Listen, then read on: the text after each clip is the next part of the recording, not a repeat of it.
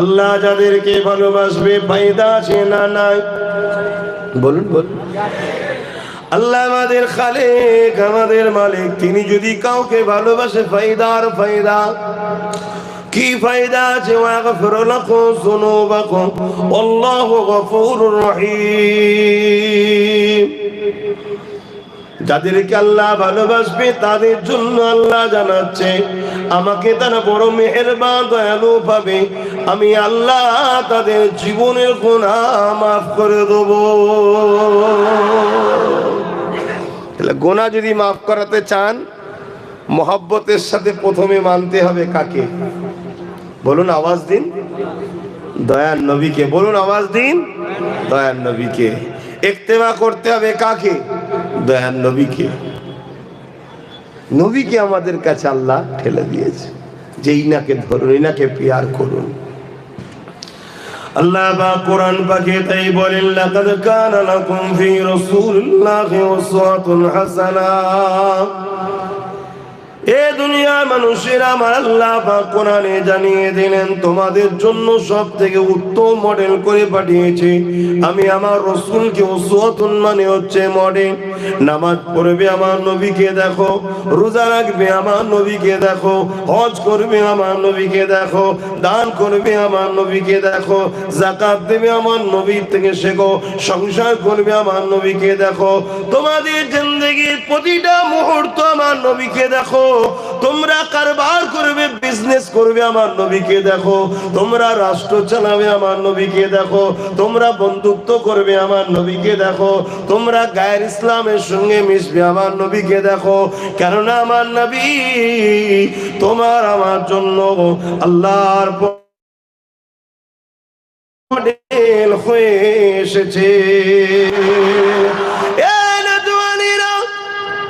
তাই তো আয়েশা সিদ্দিকা রাদিয়াল্লাহু তাআলা আনহা বলেন কানা খুলুকুল্লাহুল কোরআন। আমার নবী পাকের লাইফ স্টাইলটাই হলো কোরআন।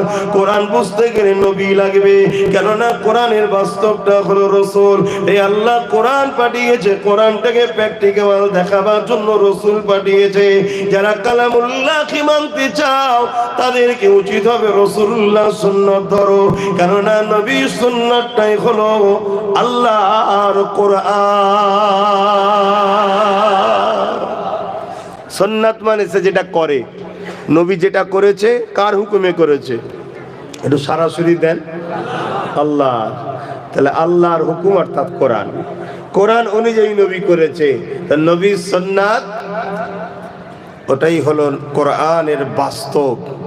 তাই আমাদেরকে রাসূল বললেন মান আহাব্বা সুন্নতি মান আহাব্বা হাদিসি, বলেন মান আহাব্বা সুন্নতি। আকীদা গুলো বোঝেন।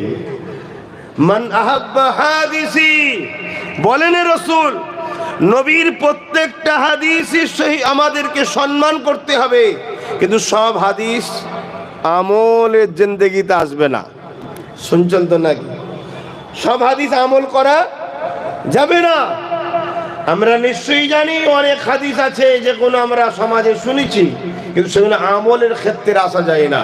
তা নবী পাক সাল্লাল্লাহু আলাইহি ওয়াসাল্লাম এই জন্য বললেন মান আহাব্বা সুন্নতি, যে আমার সুন্নাতকে ভালোবাসলো, ফাকাদ আহাব্বানি, সে আমাকে ভালোবাসলো। আর নবীকে যে ভালোবাসে সে কি হবে? কানা মাই ফিল জান্নাহ, সে আমার সঙ্গে জান্নাতে থাকবে। জোরে বলুন সুবহানাল্লাহ।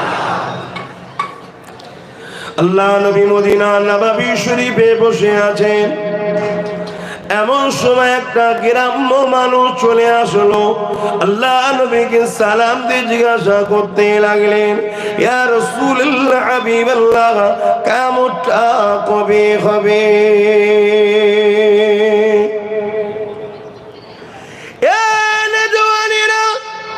পৃথিবীর যেখানেই থাকো না কেন মনে রাখবে শুধু পেটের জন্য আল্লাহ তোমাকে সৃষ্টি করেন। দিনের শুধু কি খাবো, কি ইনকাম করবে জন্য আল্লাহ বানানে। হ্যাঁ, হালাল ইনকাম করা এটাও একটা ইবাদত, নিজেকে হালাল রিজিক দেয়া এটাও একটা ইবাদত। বিসমিল্লাহ বলে হালাল খাবেন, অত নেকি আছে। গরিবকে খিলাবেন, অত নেকি আছে। বড় যেমন মানুষকে খাবেন, অত নেকি আছে। আজ যে তাবারুকটা হচ্ছে, সিন্নিটা হচ্ছে, ওতে যারা দান করেছেন অত নেকি রয়েছে। হ্যাঁ, এগুলো রয়েছে, তবে শুধু পেটের জন্য আল্লাহ বানাই রে। এ দুনিয়া মানুষ রেখে দাও, কিয়ামত একদিন হবে। ইজা ওয়াকাতিল ওয়াকিয়া লাইসা লিওয়াকাতিহা কাযিবা। কিয়ামত অবশ্যই হবে, যার মধ্যে কোনো সন্দেহ নাই, মিথ্যা নাই। তবে কবে হবে ইয়া রাসূলুল্লাহ? ওই মানুষটা যখন জিজ্ঞাসা করেছিল, আল্লাহ নবী বলেছিলেন মাদাতালাহা, এ বাবা ছেলে, কিয়ামতের খোঁজ নিচ্ছ বাবা, কিয়ামতের জন্য তুমি কি করেছো বাবা? কারণ আল্লাহ কোরআনে জানাচ্ছে ওয়াল তানজুরু নাফসুম মা কদ্দামাত লিগাদ। প্রতিটা নফসের উচিত পরকাল নিয়ে বেশি বেশি চিন্তা করা। প্রতিটা নফস আমরা করি পরকালের চিন্তা, বলুন হ্যাঁ কি না বলুন। কিন্তু এই মুহূর্তে চিন্তা হবে না, হবে না। তাহলে এই মাহফিলে করছেন, এটা ভালো কাজ, ভালো কাজ। এই ভালো কাজ কি ধ্বংস না হয়ে যায়, এর জন্য একটা খেয়াল রাখতে হবে। কি খেয়াল? যাকেই আনবেন, যখনই আনবেন, শুধু খেয়াল রাখবেন সে নবীর পক্ষে নাকি, সে নবীর পক্ষে নাকি। এইটুকু একটু মেসেজ দিয়ে গেলাম, খেয়াল রাখবেন।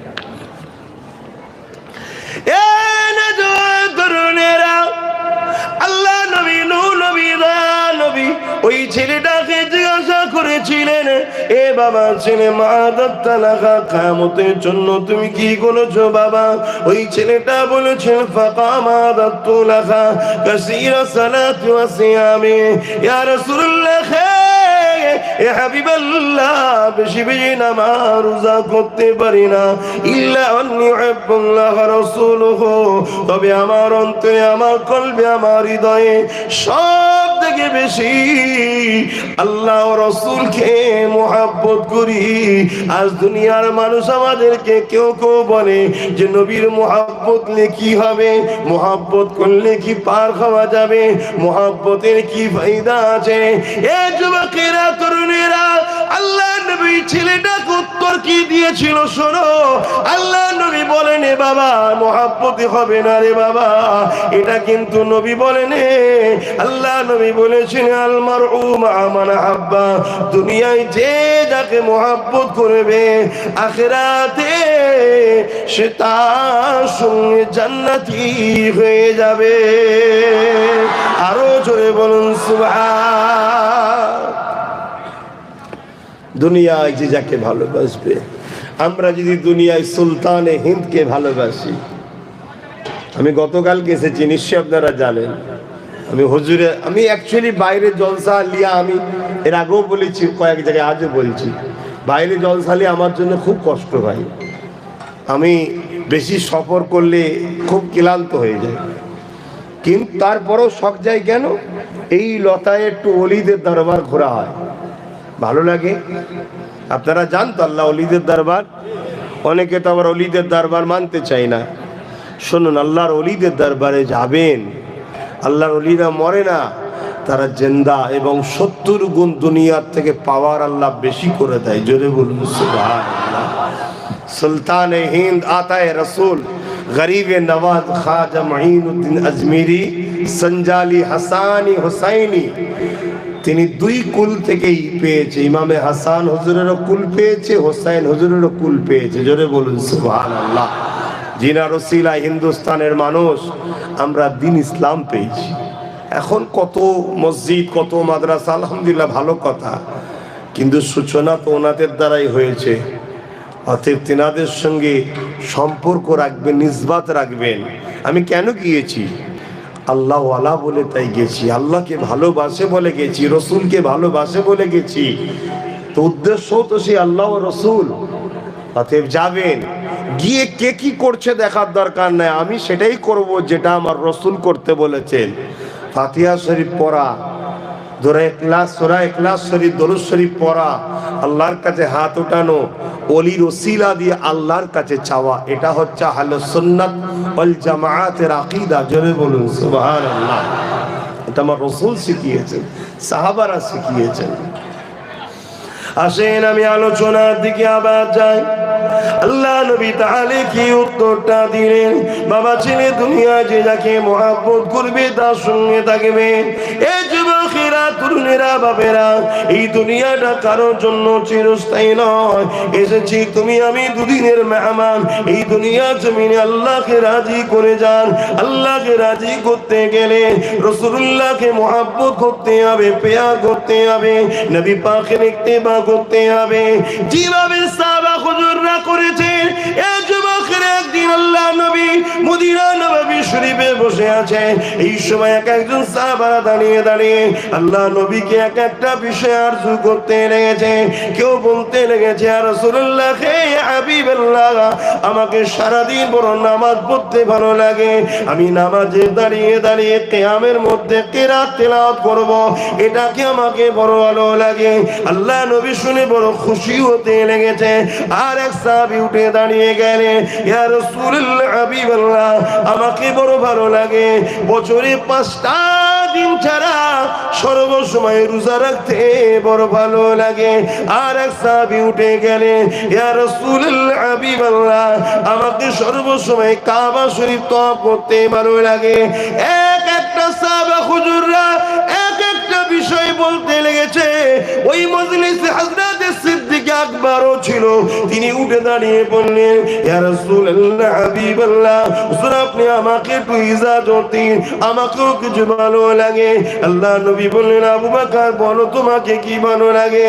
ইয়া রাসূলুল্লাহ, ইয়া হাবিবাল্লাহ, আমাকে ভালো লাগে সর্বসময় আপনার কদমের গোড়ায় বসে আপনার নূরের চেহারাখানা দেখতে ভালো লাগে। আরো জোরে বলুন সুবহান।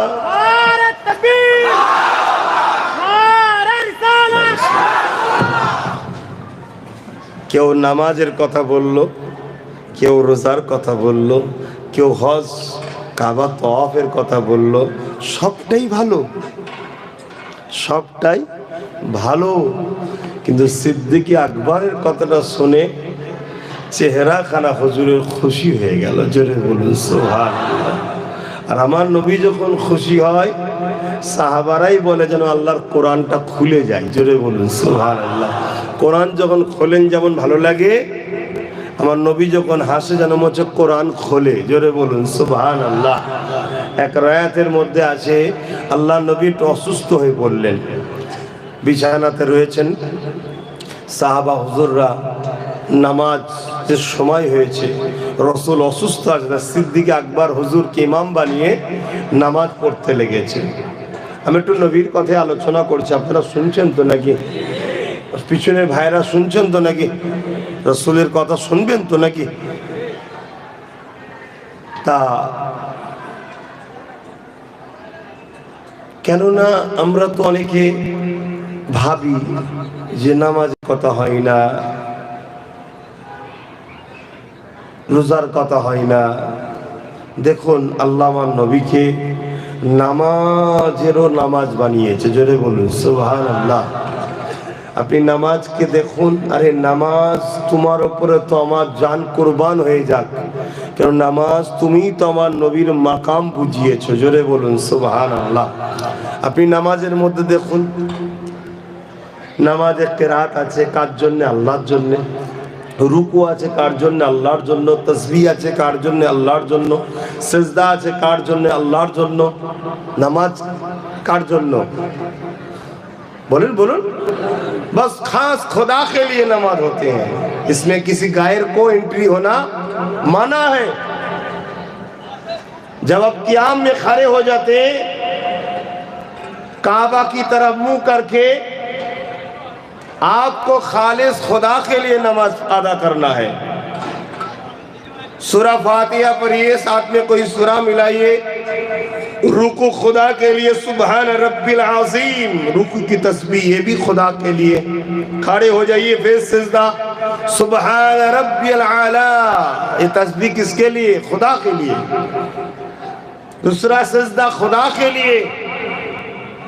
अगर 2 रकात नमाज है तो आप बैठक में जब बैठ जाएंगे तब आपका दिल अभी सलाम फारिग होना है, तब खुदा ने फरमाने लगा तुम चाहते हो तुम्हारे नमाज कबूल कर ले, बेशक हम सब चाहते हैं। तो खुदा ने फरमाने लगा इस नमाज में मेरे हबीब को सलाम दे दो। बोलिए सुभान अल्लाह। अल्लाह नमाज तो सिर्फ आपके लिए, इसमें गैर को क्यों बुला रहे हैं? मेरे खुदा ने फरमाया मेरे हबीब मेरा कोई गैर नहीं है, मेरा अपना ही है। जोरे बोलिए सुभान अल्लाह।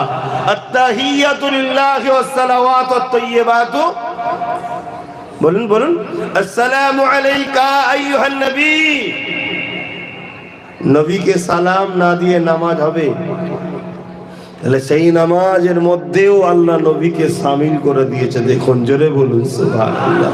নবী চিনুন, নবীর মাকাম বুঝুন, আর নাই সবটাই বেকার হয়ে যাবে। কোরআনে আল্লাহ বলছেন তোমাদের কথার আওয়াজ যদি নবীর কথার আওয়াজের থেকে বেশি হয়ে যায় তোমাদের জিন্দেগির সমস্ত আমলকে আল্লাহ বরবাদ করে দেবে। ধরুন কেউ 50 বছর হজ করেছে, 50টা তাহাজ্জুদ পড়েছে 50 বছর ধরে, 50 বছর রোজা রেখেছে, কিন্তু একদিন নবীর আওয়াজের উপরে তার আওয়াজ চলে গেছে, তার সমস্ত আমল কি হবে? বলুন, কোরআন বলছে বরবাদ হয়ে যাবে, ধ্বংস হয়ে যাবে। তাহলে বলুন, আপনি ভেবে দেখুন আপনার 50 বছরের নামাজ, 50 বছরের রোজা, 50 বছরের হজ, 50 বছরের তাবলীগ, 50 বছরের সমস্ত ভালো কাজ একবার নবীর আওয়াজের উপরে যদি আওয়াজ ওঠে সব বরবাদ। তাহলে নবীর মাকামটা কি বুঝছেন?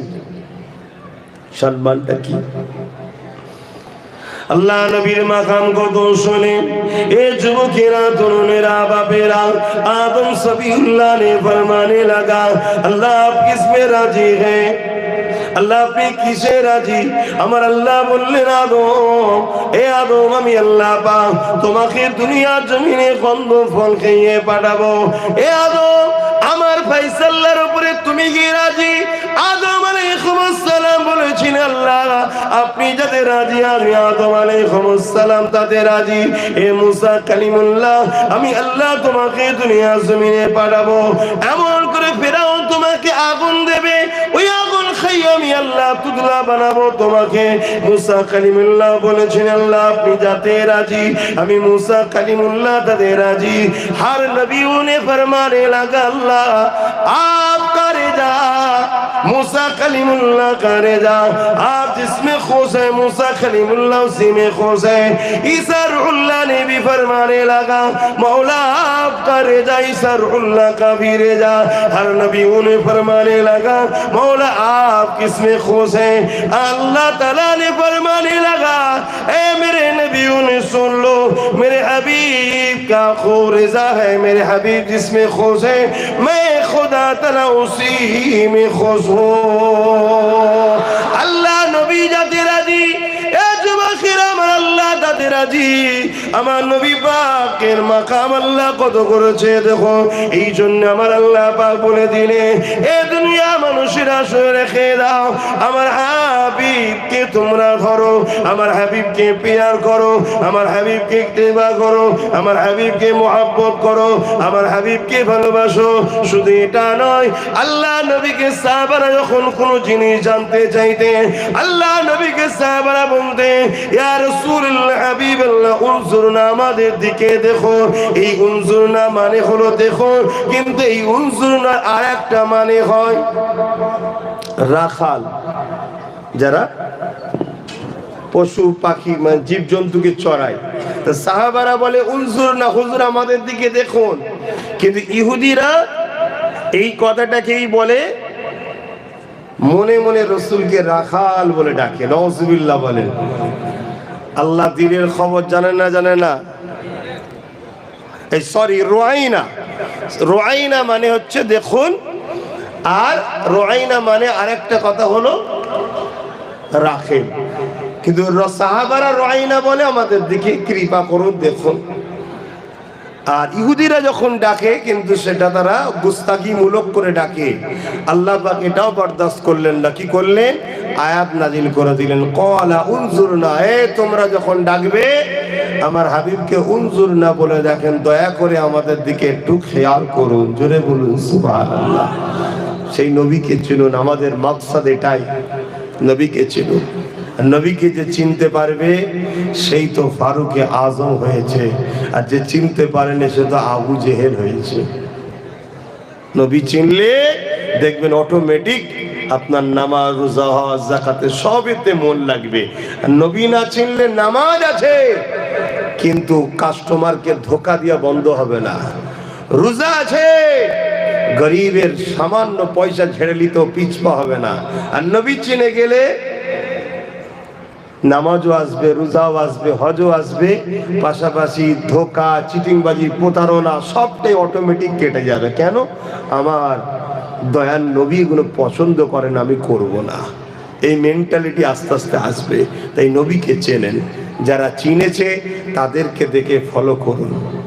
হযরত আবু বকর সিদ্দিক চিনেছে, আবু বকর সিদ্দিক বলেছিল যে হুজুর আমার শুধু ভালো লাগে আপনার নূরের মুখের দিকে তাকিয়ে থাকবো। আল্লাহর নবী যেই কথাটা শুনলেন বড় খুশি উঠলেন। জোরে বলুন সুবহানাল্লাহ। আল্লাহ নবী হাত উঠাতে লাগলেন, এ রাব্বি আল্লাহ পাক, আমার আবু বকরের কথা আমাকে বড় ভালো লেগেছে। আল্লাহ আপনি আমার দোয়া কবুল করে না, আমার আবু বকরের মনের আশাকে কবুল করে।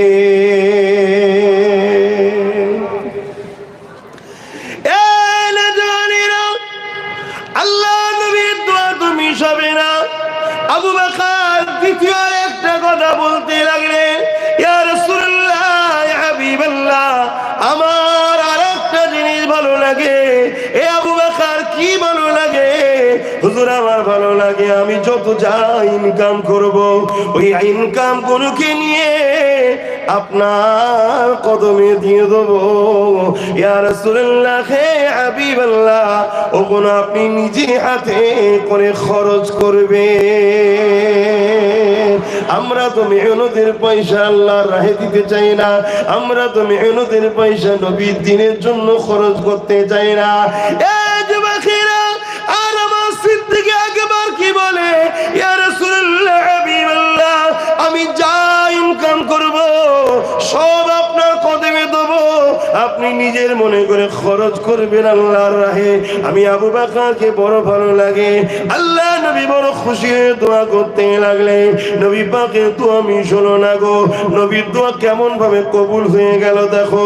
আল্লাহ নবী নবী দয়া নবী আবু বকরকে বলে দিল, হে আবু বকর, তুমি আমার সঙ্গে হিজরত করতে যাবে, আমার হিজরতের সফর সাথী হবে। আবু বকর সিদ্দিক যখন যেতে লাগলো, এই বিষয় সবই আপনারা জানেন। ওই গুহার মধ্যে যখন ঢুকলো, আল্লাহ নবী আবু বকরের কোলে মাথা রেখেছে, চোখটা বন্ধ করেছে। আর আবু বকর সেদিন বলেছিল, ইয়া রাসূলুল্লাহ, হাবিবাল্লাহ, আপনার মুখরাখানা দেখতে আমাকে বড় ভালো লাগে, আপনার নূরের মুখের দিকে তাকিয়ে তাকিয়ে তাকিয়ে বসে থাকবো, এটা আবু বকরের বড় পছন্দ লাগে। ওই যে দোয়া কবুল হয়ে গেল দেখো গো, এখানে কেউ অন্য কেউ নাই, এখানে রাসূলুল্লাহর কোলে আবু বকরের কোলে রাসূল মাথা রেখে ক্ষমা শুয়ে রয়েছে। আর একদম সামনাসামনি কোনো বাধা নাই, কোনো বাধা নাই। আবু বকর আমার নবীকে দেখতে লেগেছে, এত দিবানা হয়ে গেছে। ওদিকে আবু বকরের পায়েতে বিষধর সাপে কামড়ে নিয়েছে, শরীর খারাপ পুরো নীল হয়ে গিয়ে যন্ত্রণায় অসতর্কে বুঝতে পারেনি কখন যেন চোখের পানিটা নবীর চেহারাতে পড়ে গেছে। আল্লাহ নবী চোখটা খুলেছে। হে আবু বকর, কেন তুমি কাঁদো? ইয়া রাসূলুল্লাহ, হে হাবিবাল্লাহ, হুজুর আপনাকে আমি উঠাতে চাই না, হুজুর আপনি আমার বিয়াদবি মাফ করে দিন। আল্লাহ নবী বলে, আবু বকর কাঁদো কেন বলো? ইয়া রাসূলুল্লাহ, হাবিবাল্লাহ, আপনাকে দেখতে দেখতে দিওয়ানা হয়ে গেছি। কখন জানি না আমার পায়ে কি একটা কামড়েছে, তার জন্য শরীরটা আমার নীল হয়ে গেছে, যন্ত্রণা বেড়ে গেছে। আল্লাহ নবী বললেন, পা সরাও। বিশাল এক সাপ বেরিয়ে চলে এসেছে। আমার দয়ার নবীকে ওই সাপটাও সালাম দিতে লেগেছে। আরো জোরে বলুন